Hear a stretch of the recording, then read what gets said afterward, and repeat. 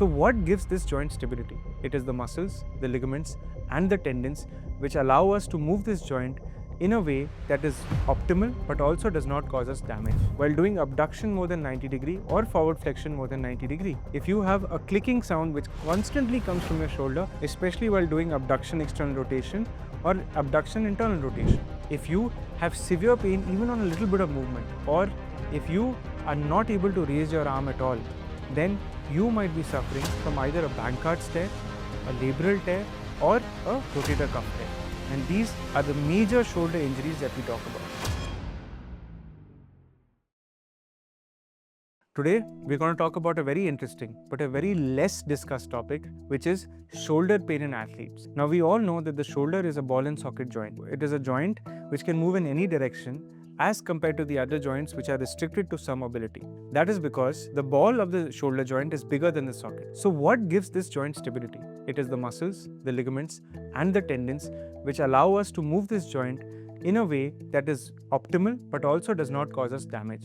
However, what we see in people who have recently picked up a sport or in athletes who have been playing sports for a long time, there is constant wear and tear of these ligaments, tendons, or cartilage which is present in the joints. And this can result in a devastating injury if not picked up early or not looked at in the proper way. So, if you have pain while doing abduction more than 90 degree or forward flexion more than 90 degree, if you have a clicking sound which constantly comes from your shoulder, especially while doing abduction external rotation or abduction internal rotation, if you have severe pain even on a little bit of movement, or if you are not able to raise your arm at all, then you might be suffering from either a Bankhart's tear, a labral tear, or a rotator cuff tear.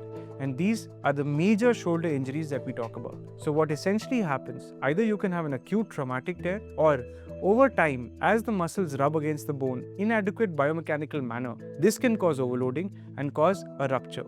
This is very, very important to understand. Consider a cloth with a hole. If you keep using the cloth, what happens? The hole increases until the cloth completely tears. This is exactly what happens in a shoulder joint. So if you have faced any of these symptoms, the first and the most important point is to show it to a specialist. Make sure that an ultrasound and an MRI is done so that you know what the grade of injury is. And then depending on the grade of injuries, the options are all available to you. But remember this, if you have a labral tear, if you have a rotator cuff tear, or if you have a cartilage issue, then a procedure is more than likely to help you improve faster rather than just doing physiotherapy. And in a procedure, it includes orthobiologics like PRP and stem cell injections. It includes laser or minimally invasive surgeries known as arthroscopy. And in very, very rare circumstances, it does include a fracture management in athletes who have had a bone fracture along with a ligament injury.